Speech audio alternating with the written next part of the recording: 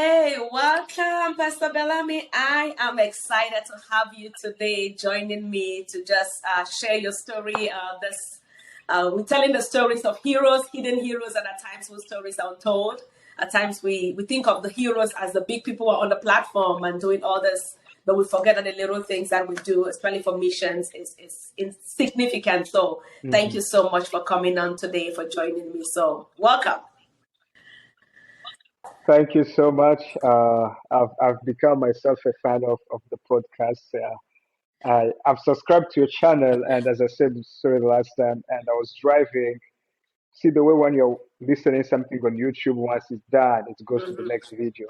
So it went on one of the stories that you had. Oh, wow. Having been in mission too, so I just watched one. I was like, oh come on, I was missing. So I've become addicted to all of that. I've been watching each one of them that you've been posting.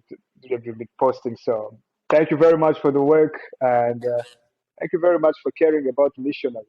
They don't get enough attention these days, but thanks a lot. I'm very privileged. I'm blessed to be here on the platforms. Thank you. Awesome. Thank you so much. Thank you. So, before we go, I want you to just introduce yourself a little of your background, and then where you are now, so people have a context of who you are. Okay, my name is Bellarmé Milosi. I'm serving as an associate pastor at St. Paul UMC Papillion. We are out of Omaha here. A little bit of my story. And my dad, he's a retired UMC clergy. I'm a Congolese, but I come from the DR Congo. So my dad, he's now retired. He was a UMC pastor. So uh, I grew up, I'm a PK, if we can say that. Um, I'm trying to see what to say and what to skip. So, uh, oh, let me just make sure that I hear the question right. Do you want me to take also this to also share my journey to mission, or just want to No, share a little bit of who just I an intro of yourself, just to give us perspective. am? Okay.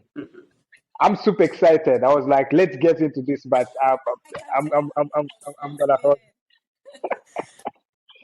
So, as I said, yes, my dad is a pastor, and I found myself in ministry, accepted the call, so I'm serving as an associate pastor here at St. Paul.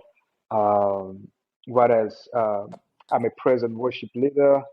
I am an executive coordinator of a preaching platform. It's online called 2 Minute Sermon. It's a platform that we use. We invite young preachers, not really young preachers, preachers all over the world. Our particularity is we share the sermons in 2 minutes. And so we've been working on kind of upgrading the platforms and bringing some new programs as well. And then I'm glad to be here. That's who I am. Thanks. Yeah, yeah. Thank you. We are going to try. What I'm going to do at the end of this. I'm going to put on the description link. I'm going to put your information so people could go and sign up to that. It's really incredible. I was actually following the interview today that you were doing, and I think you're doing an incredible job with Oh, that. Yes, you're doing an incredible job. Okay, before we jump into the story, tell us your first cross cultural, like your funniest first cross cultural experience in the US, particularly, or the most shocking, ah, whatever. Like, the most shocking. I always share this. I come from Congo, and we have 6 month dry season, 6 months raining season. So the first time I came to the US was a few years ago, and I was in Atlanta, and it was in summer, where it was like 8 or 9 p.m. The sun was up. Now I come from Congo, where you don't need a watch. You can just yes, come out and look at the sun and be like, this is lunchtime, and you won't be wrong. yeah, You just have to look at this the way the sun is going down, and you'll be like, okay, this is probably 6 7 p.m. and like so. I think we were having an evening session or something, and it's lasted a little bit longer. And I come out, and I checked my watch, and it was like probably 9 p.m., 8 p.m., and the sun was up. I went crazy. I was like, oh my goodness, I can't believe it. It's like it is 9 p.m. and the sun is out there. Mhm. So I think everybody around me understood me, but that I think now I think that's just funny. It was Yeah. funny. It just blew my mind. Yeah, that's a big thing because I remember when we went to the farm, we never looked at our watches. You just knew at a certain time it's Nope. 5 p.m. Nope. It's time to go home. You just knew by looking at the sun. Yeah. Mm. Yeah. Oh yes. That is awesome. Yes, yes, yes, yes, yes. So, growing up in a home and your dad is a pastor, and you have several siblings who are in ministry, and Our family.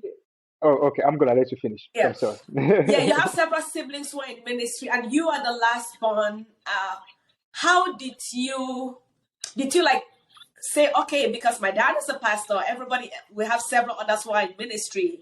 I'm going to just do what my dad is doing. Ah, no, no, no, no, no, no, no. Actually, I think for me, my journey, it was quite the opposite. Um, because again, growing up in a pastor's house, I know the ins and outs of ministry. Um, uh, I saw my dad going through it all from from from all the clashes, the beef, whether within local churches that he pastored or whether in the conference level. Uh, Actually, growing up, I used to dislike ministry because of what I see. And um, to me, I was like, if this is what ministry looks like, I don't want to do Yeah. it. And um, adding up on that was also the fact that as a UMC pastor, my dad was also doing itinerancy. I used to hate it Mm, because, we had to change neighborhood. We had to make new friends all the yeah. time, and it is only now that I can see that God is very intentional in the way he does things. Now I can see that even the family in which I grew up, it was a preparation of where I am today and where I'm going. Yeah. But it was not. So pretty much growing up, I was like, ministry, no, I'm not going to do that. That's not my thing. Yeah. Uh, and everybody, like my childhood friends, always remind me this. Like I was big. Like if you want to upset me, bring up the topic of being a pastor. You really upset me.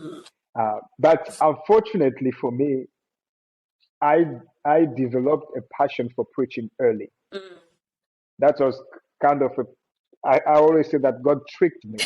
Is I didn't like becoming a pastor, but I have a strong passion for preaching.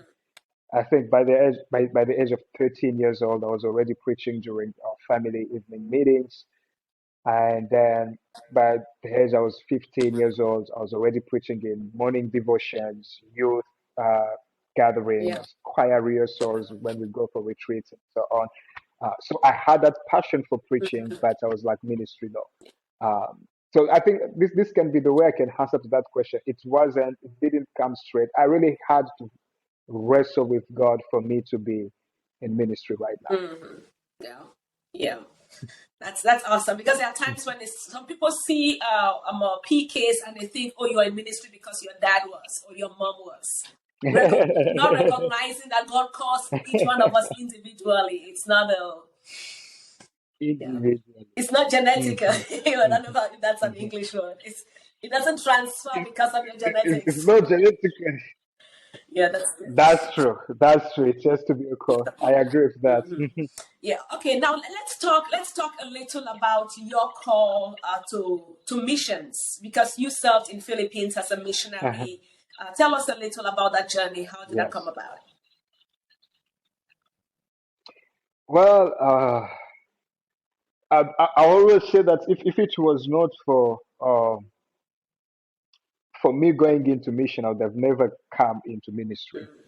Mm. Uh, so it's come it came during a time when I was trying to figure out what I want to do with my life. Mm. So quick background, uh, graduate from high school. I went to African University in Zimbabwe, which is just one of the biggest United Methodist related institution. A lot of uh, international people and everything. So to me, it was well, everybody dreamt to study abroad. Mhm. To me, it was a blessing to be there. Uh, but again, it was not a solution to my purpose Mm. because I remember I went to school, I graduated. Actually, I never I was not there. I didn't even participate to my own graduation, and that was something intentional because um, upon my graduation, everybody was satisfied. We are graduated. What's next is the professional life. I felt like something was missing in Mm. me. Uh, I started feeling it even earlier than the graduation, the last year. And again, I think looking back to it now, it's again because of, I don't want to generalize, but the context in which I grew up is, again, my dad was a pastor, so we didn't have a privilege of doing a lot of things that we wanted. Yeah. Even if growing up, my dreams were easily crushed because my parents couldn't afford to send me to the school that I wanted. So African University came out as an opportunity, one, studying abroad, two, uh, my parents didn't have to pay for that because it came with a scholarship. Not necessarily the first year, but the second year. So, to be honest, it was not my first choice to go to African University again. Again, being the last born, I always felt like my siblings decided for me, and it was like, I feel okay, like I'm where you go. guilty being the I firstborn. didn't I want tell to become. everybody what to do. Guilty. I think I'm going to advocate for all your younger siblings. I think I'm in a safest spot to say. So if they are watching this, But they the need to funny send is, me I a might treat. get some I'm text saying messages. whatever.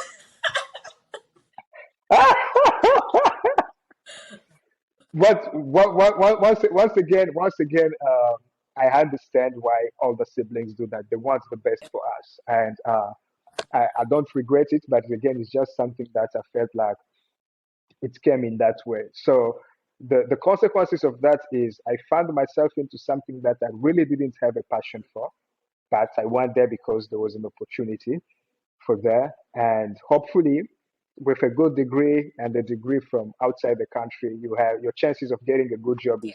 is very high. But unfortunately, that was not the case upon my graduation. I felt that emptiness in me. So during the last year, I was like, I'm about to graduate. What am I going to do?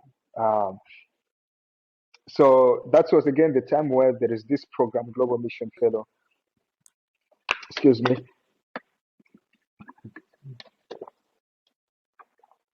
There was this program that was the Global Mission Fellow, which is for those who are not United Methodist. It is a mission program that is run by the United Methodist Church, and it recruits young people from all over the world, and depending on your gift and your calling, and then they place you somewhere where you can serve. So it started to become very popular at the university. Um, so I was talking to my brother, and I was like, it can be something that I can Mhm. explore to do. I did it because again, there was that emptiness. I was like, I needed some time alone, some time to reflect about what I want to do with my life. That was my personal reasons that I was like, this sounds a good opportunity. Again, I cannot say that I took it as a job opportunity because I knew from the beginning that it was only 2 years. I would have gone for something Yeah. long term. So that's how I ended up applying for that. Thank God I was accepted, and I found myself in the Philippines as a missionary. Um, Again, it was kind of again a shock because growing up, I we had that understanding of a missionary. They have to be white, and uh, they have to have two pair of clothes, a white one, and the pants if they're that simple as, and some type of Yes. shoes, and they have to work in the church. And now here I am in the Philippines. I was working with a non-government organization. I love the work that they were doing.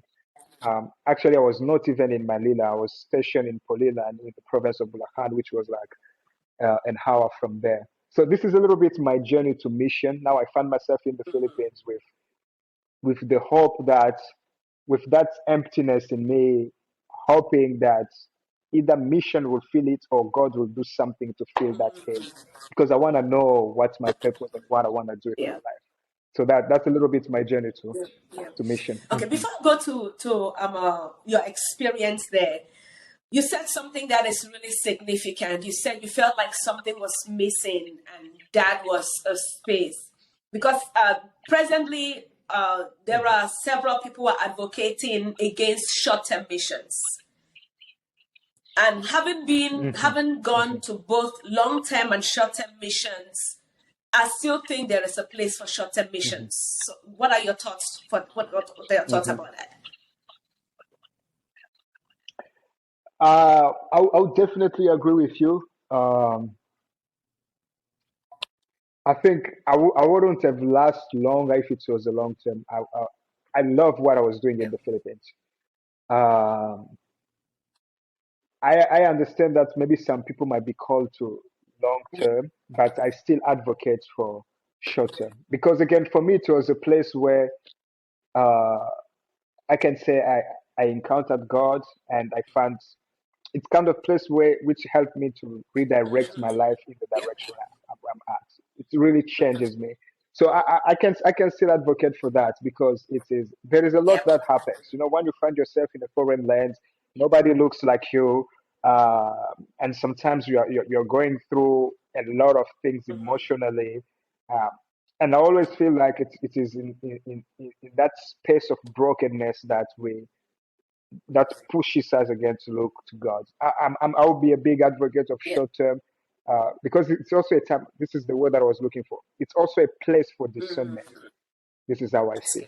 We are going to leave those who want to do long term, Yeah. lifelong mission if they are Mm-hmm. called to. That's fine, but I think short term it is a place of Yeah. discernment. So I think I'll advocate for Yeah, that. that's incredible because I think, for me, I think one of the things that reinforced, I knew I was called to be a missionary, but probably just serving my country.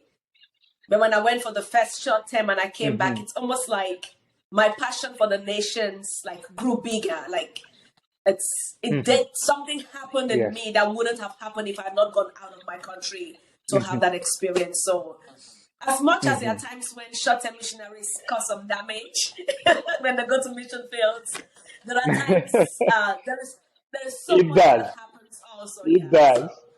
So yeah. But allow me to add this one. But again, I think this is an important thing in as much as I'm advocating for short term. It has to be Yes, that's intentional. true. Yeah. Intentionality is key. Uh, because again, not bashing on people, but again, we were in a group because the program still goes on. They're still recruiting and deploying young people. But even in our own group, I realized that most of the people who kind of beneficiated from the time they spent in mission are the people who came in intentional. Mm, And by intentional, by intentional, I mean you have a goal and an objective yeah. of going there.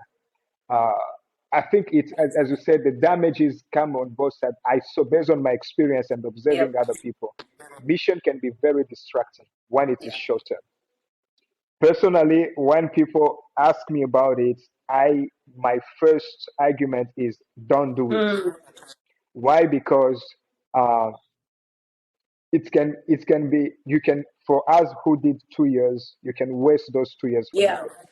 Because I saw people who were deployed into an area where they didn't have passion. Now, imagine you just graduated from school, you did something different. In most cases, the placements are based on your passions Yeah. and gifts.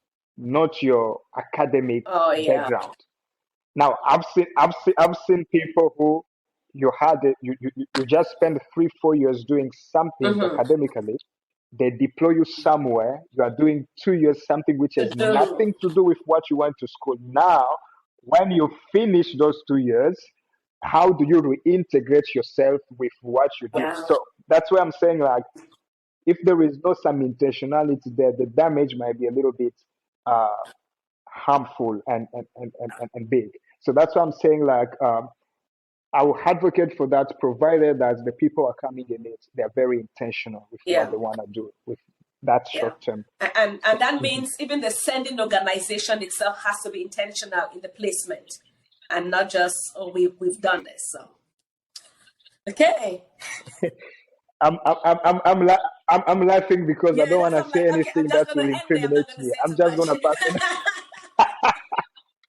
But that's true though. That's true, yes. But that's true. Because I work with That's lots true. of missionaries. I've just seen at times the pain and people leave the mission field, come back, and they are worse than they went. So there's a lot to consider. Again, to be honest and not to go into details, I have my stance about the organization and everything based on what I experience and everything. But again, I feel like, as you said, organization. I'm not only talking about the one for the UMC Yeah. and Oh all yes. the other Hmm. organization.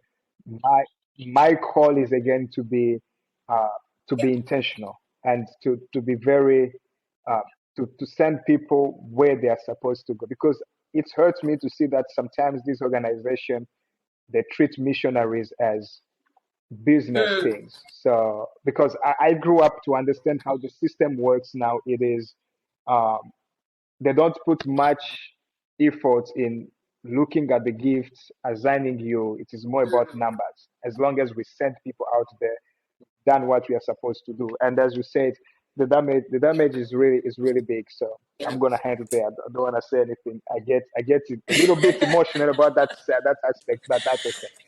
Okay. So let's talk about the reality of being. Manila is a lot more Asian, not so.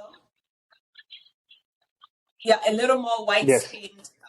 that's the Philippines. So you being there, you stand out already.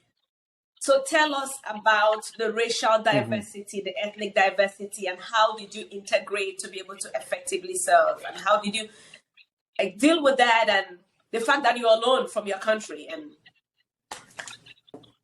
it's a lot of questions I'm asking in one. Oh, in one, I'm trying to make sure that I connect it very well. As I shared in the beginning, uh, already growing up, my dad used to move from neighborhood to neighborhood, Mm, town to town. So there was that a little bit of aspect that now I can look back and see that that was probably a foundation that God put, because that has helped me in as much as I didn't like, when you move into a new neighborhood and you are the yes. new kids, you are the one who's supposed to Hmm. go to others. So I developed that earlier on in my life to be Oh more wow. open, more intentional in reaching out. So finding myself in Asia, it was not a Okay. big deal because it was something that I had in myself to just connect with people. But that doesn't mean it was Hmm. not easy though, because now I found myself in a different culture. The Philippines is totally a different culture from the one Yeah. that I grew up with. Um, so it was again a time of learning.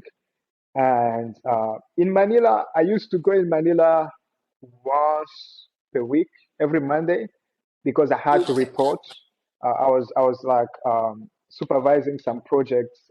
I Okay. wasn't based in Manila, so um, every Hmm. Monday I will go. I'll commute and uh, there. So in Manila, I was the headquarters of the organization was closer to Rizal University, I'm wrong. I can't remember, but there was a university where, you know if I walk around, I could come across few Hmm. Africans. It makes you feel much better. But in my where I was serving in Poliland, I was the only Mm. black, and so I already stood out because of that. Again. some uh, I remember walking down the streets, and that was uh, the first time I came to the US. It wasn't for a long time, so I hadn't really understood the complexity of how Mhm. racism works. It was only when I came back to the US that now it starts ringing a bell. When I would walk down the streets, people would call me the N word. Mm. Uh, now, as as being friendly as I am, You I'm like, respond. but it's fine. That's okay. Hey, they'll call me the N word, and I would turn around and I'll wave, and they'll say hi, Kuya, and then all those things.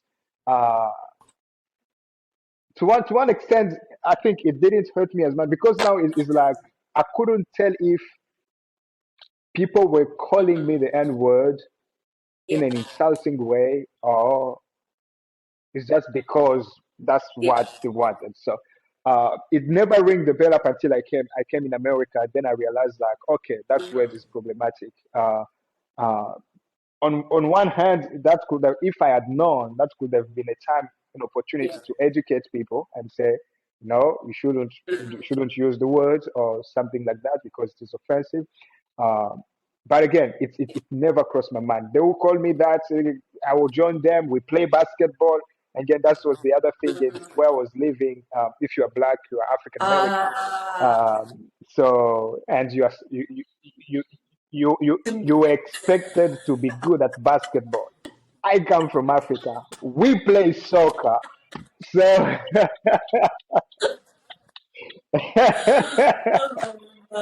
that was the thing. Um, but again, naturally, I'm a very social person. So even if they call me that, I will join them. We play basketball. Uh, but I also came across some instances that I could tell that this was very racist remarks that I had, both at the organization where I was working and where I was living. So there were those unfortunate situations that were there. How did I cope with that? Two things. One, at a personal level, I was already broken. Mhm. Wow. So it's like when I want somebody you to is repeat already that again broken, because that is so um, profound. yes, at a personal level, I was already broken. I felt empty. And I remember during that time, I was not even on social media. I just Mhm. wanted to be alone. Now, it's like when somebody is already wounded and you come and put the knife in the wound again, if you think that you are hurting even more, he's already Mhm. used to pain. That's the best way I can describe it. Like I was already used to like I was already broken. So whatever racist things that I experienced, it didn't Mhm. affect me as much because I was already down. Um, so that now I can look at it now and say it helped me Yeah. handle well all the racist experience that I had. The second part was again, some people I just look at them and when people are being mean to you from a complex Mm. stand, and then I was like, I'm not gonna deal with you. And I feel like for one reason or another, I felt like people uh, had just what's the best way to put it? Insecure. Um, it was something insecurity. Thank you. They just felt insecure towards you, and then because they are in the higher position that you, they tend to discriminate you, to minimize you in some form of way. Thank God for the spirit of discernment. I could see that in some of the people that unfortunately that I was working with. So if I picked that and I was like, well, deal with your own Mhm. insecurity. I have my own issues. I'm not going to entertain it.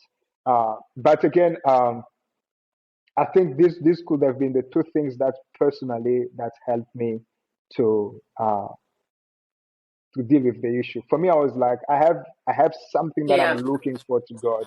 It doesn't matter what you do to me. Yeah. Yeah, This is how our heart So, has so battled. I would say, like you're saying, if because it's a reality for every missionary is that we are going to face those challenges. But if we have our hearts centered on Mhm. God, the impact of Yes. what the enemy is trying to do is going to be like Mhm. minimal because our hearts are centered in the right place. And yeah, that's Minimal. awesome. Thank you Exactly. for sharing that. Thank you.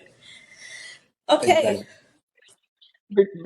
Just to add on that, just to add a few examples, typical examples. Because again, I think if we centered on God as missionaries, he gives us the grace. Uh, because remember, when we Yep. go out there, we are going there to serve. So if we do not beneficiate from the grace of God, it's going to become an Mm. obstacle to the service. For example, um, I was working with kids, and some of them it was the first time to leave work with somebody who had Oh, different skin wow. color. Yeah.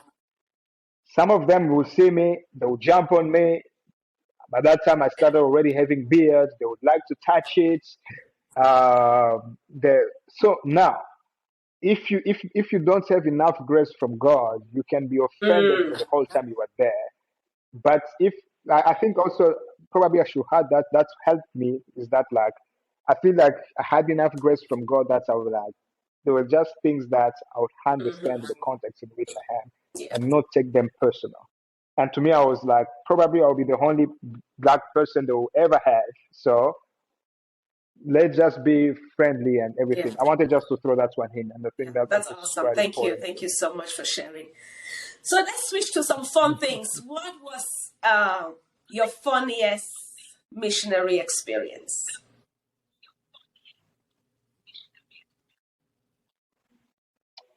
Funniest missionary experience. Now that you're laughing, and now I want to laugh without before even hearing it.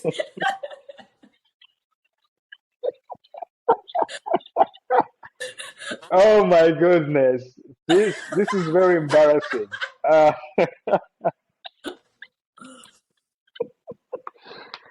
I'm in the Philippines, and um, I was like, I need to embrace the culture. They have some traditional outfits that they wear. The top is very light.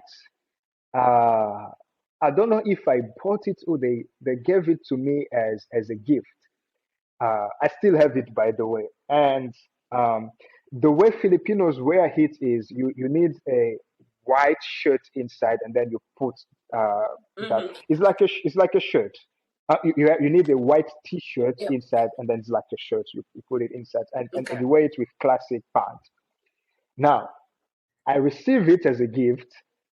I remember at that time I was still learning because the first 6 months I was supposed to learn Tagalog just to Yeah. allow me to emerge with the people. I'm a Congolese by nature, and Congolese we are known to dress well.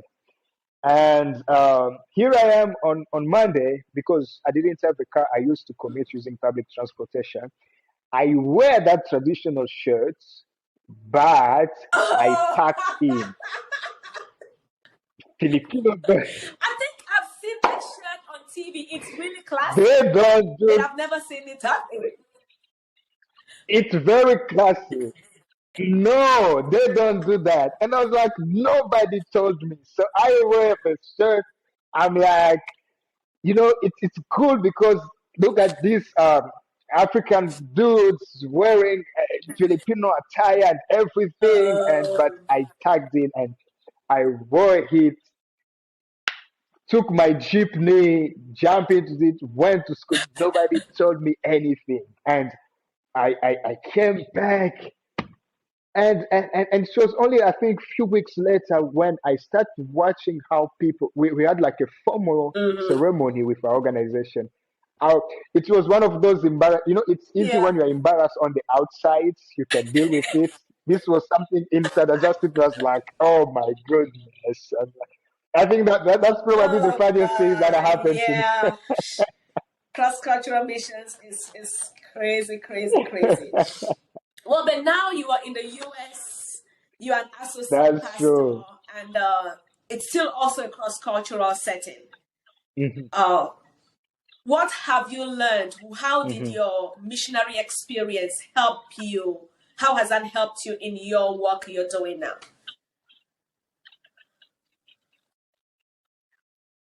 Uh, as I said in the beginning, again, if it was not for mission, I would have never been in ministry. Uh, so I think to me that's first of all the biggest thing, because it was after wrestling with God, what do you want to do with my life and everything when I was in mission, uh, that God opened the door to come to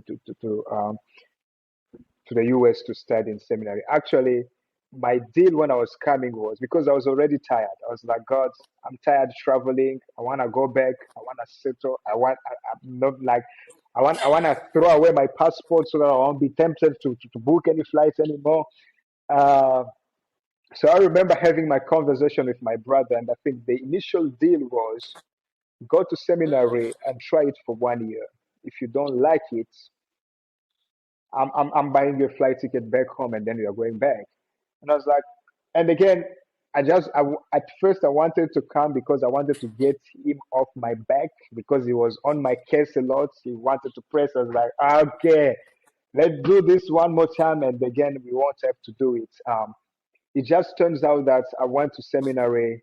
The best way I always describe it is I Mm. just love every courses I took, everything.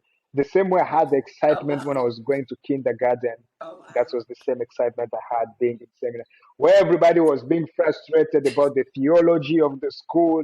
Me, I was enjoying all the classes that I was taking. My specialization my specialization was in biblical languages, Hebrew and Greek. And as Yeah. much as people find it I difficult, I was enjoying it. So again, so I think, yeah, I think I always give credit to mhm. the time I spent in mission, me finding my purpose, seeing how God directed me, God increasing the gift. Most people know me as a singer. Anybody who knew me before mission, they don't know me Oh as a wow. singer. That was something uh, that came that came at the end of my college, and it was when I went in mission. That's when I started Mm. having the experience of writing songs. This is again how I always say that God is Yeah. when God has you. There is this man of God who says when God has a target on you, if he throw his Yes. heart, he never misses. This is how it was in the Philippines. The grace of worship, Mm. that's when it started growing. It grew to the point where I remember one time I woke up with a song. I've Mhm. written, I think, 3 songs in Oh wow. Tagalog, beginning to the end. But this experience is unique because I woke up. I think I woke up with a song. I think I dreamt about it. Mhm. Like, I'm still losing the story, but Wow. it was in Tagalog. I woke up because now I know how these things work. I recorded it. The reason that I remember it is because it was a Mm. holiday, so we didn't go to work. So I just woke up. I didn't even get ready. Started singing it. I had my guitar. Started playing, singing it. And by the time I finished the day, I had the full song written, Wow. beginning to the end in Tagalog. So I just had enough of Mhm. those divine experiences, which uh, Yeah. came also as a healing to everything. So uh, I wanted to throw that one in. So that also prepared me for my ministry over here, uh, knowing that wherever I will Mhm. go, the Spirit of God is with me. Uh, like you can pray God, because we have the impression that only when you pray God in Congo that God is gonna hear you. No, I wrestled with God in the Philippines. God heard me. I spoke to God. God spoke back to me. Uh, and it was funny. That's also where the prophetic gift in me started growing. I remember one of my older brother, he visited us in the US 2 years ago. It was only when he went back home that I always have the habit to go back to some of the messages that God gave me. And I went back to some of the dreams that I received when I was in the Philippines. There was a dream that specifically that I dreamt that he was in the US. And I had to send him a screenshot. It's like, check this out. This is what I dreamt. Like, oh my. And I was like, when I saw that, it didn't make sense. It was only when we had that time that he came here that. So again, I grew a lot in my spiritual journey. The Yeah. prophetic grew, the worship grew, the words grew. So I feel like God was equipping me spiritually in mission. And then he sent me to seminary to Yeah. equip me academically. So now I'm here. Again, my congregation, I think there are only two black. There is another lady from Ghana. So we are the only African people in the congregation. Again, having been in places where I'm the only person who looks like me, it doesn't make ministry hard. It doesn't make ministry hard for me. So this is in different ways that Okay. how That's mission has awesome. prepared me. You touched on something that I didn't have, but I think I just want to ask intimacy with God, because I think that is just so key with ministry. How because it's not just for missionaries, it's for everyone who is called to ministry in general, whether they are called into pulpit ministry or to a professional ministry, because ministry is not just on the pulpit. What would you say the place of intimacy with God, like how significant is that?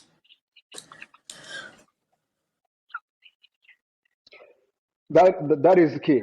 That is key. As I said again, I went into mission broken.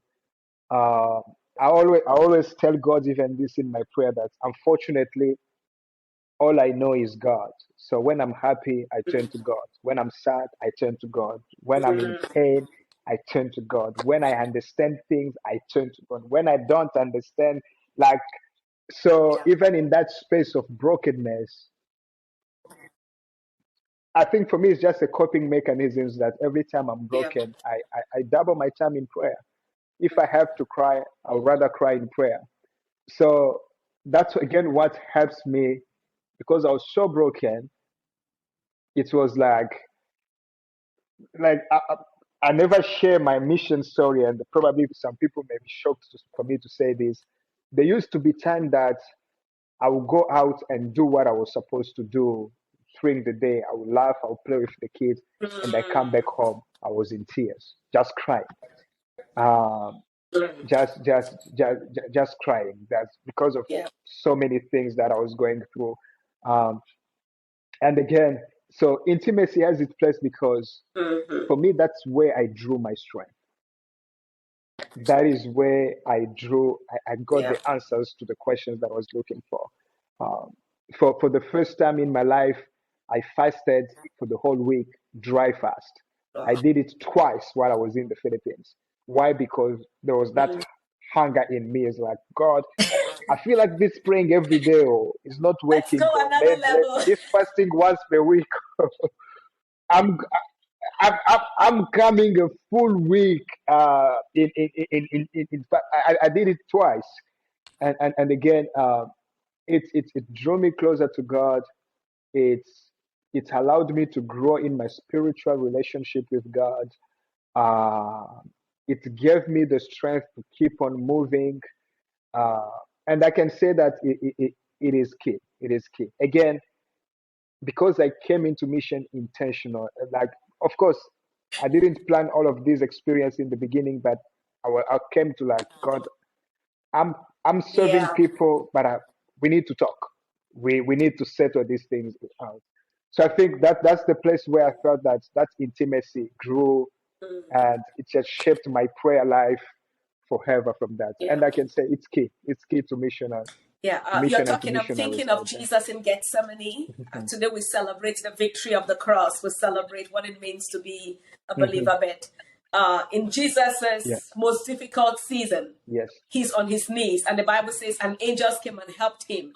And Hmm. I'm wondering if I was just thinking maybe there's a missionary out there who's going through a Hmm. real tough season, and they are like, God, how do I get out of this? What would you tell them? What is the That's way true. out? Mm. Ah, talking to God and letting let God show you the way. Uh, because sometimes um, at one point I was thinking just to kind of quit. I think it was midway to kind of quit. I was like, I was just Mm, I had enough money to book my own flight tickets, and I'll be like, I'll tell them that I'm out. This thing doesn't work. I think especially the first month of adjusting. mhm. But again, that was my way out. But I think staying at the feet of God, giving me strength to Yeah. endure and to go through that, uh, allow me to came out to the door. Like I feel like the door that God opened to me Hmm. was the door for doing ministry in America, which probably mine would Yeah. have been a door of going doing ministry back home Hmm. where God didn't call me to do ministry. So to missionary who is out there, I want just to Hmm. say, first of Yeah. all, God sees you. You are not by yourself. You are doing God's work, Yeah. and it is God's responsibility to take care of you. And talk to God and Amen. let Him show you the way Amen. out. Don't Amen. take your own way out. Let Him Amen. show you And the way thank out. you. Yeah, Thank that you is what. so much. Mhm. Yeah. That's just profound. That's profound because missions ministry in general is tough, not only missions. And there are a thousand at times and thousand reasons the enemy would give Yes. us to quit, especially when the crushing season comes, when we are being pressed to the wall. Yes. But the best thing is to just stay at the feet of Jesus Hmm. because that's where help comes from Yes. and strength comes from to be able to endure. And what is amazing is that we become like looking at you, That's I'm true. like, the hand of God is so evident upon your life. But I'm imagining what if you didn't yield to God in that season? Hmm. Which Bellamy would I have encountered? Would it be the same Yes. person? Or somehow it's your surrender, your yielding to God has. Hmm. You're not perfect, and none of us is perfect, but God is working that process and Hmm. making you to become all that He wants you to be. So thank you for submitting. Thank you for walking a life that is surrendered, because that's That's how true. fresh oil comes out to bless the world. Thank you. Yeah. That's So true. That's I true. don't want to keep you too long. Let's talk a little about. Hey guys, if you're watching this and you haven't liked, you haven't subscribed, come on, hit that button and let's do that. So let's talk a little about what you would say to a missionary. Just your words, whatever is like thoughts that are in your mind to someone who's a missionary, someone who is back and forth with the call. They are in the place that are like, I don't know if God has called me. I don't know if He's called me. And just which words of counsel would you want to give either to a missionary, to someone who's wondering about their call, or just something to the body of Christ?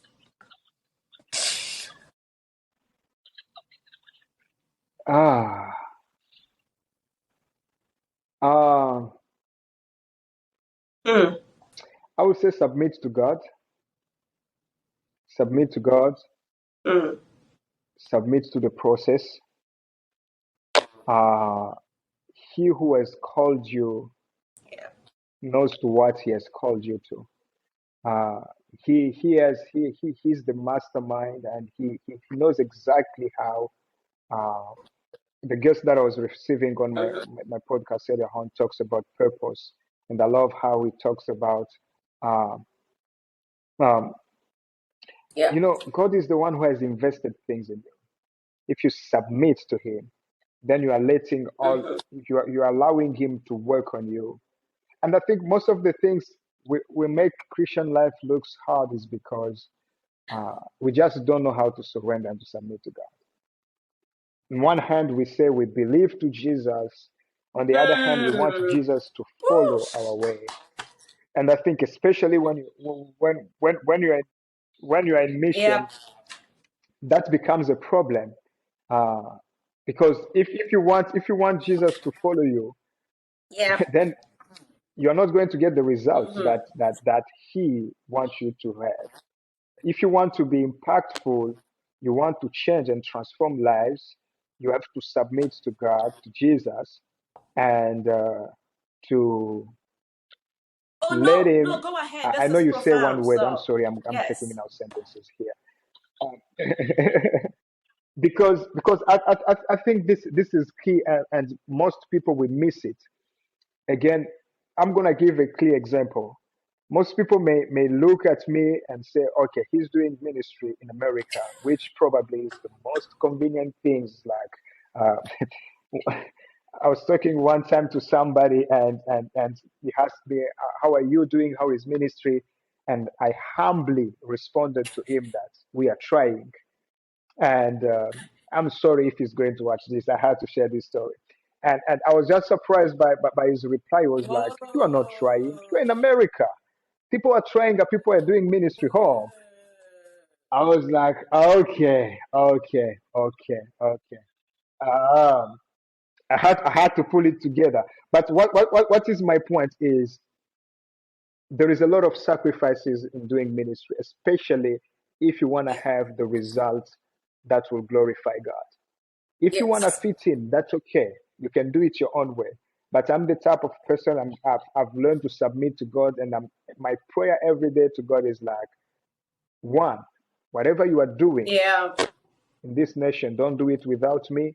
Two, I Mm, don't want to fit. I yes. don't want to fit Amen. in. You sent me here to stand out, because at the end of the day, I was like, if it was up to me, I Yeah. would have gone back home and start ministry there. It's I easy. know Everybody it. know I'm called to ministry. I would have started church. Yeah.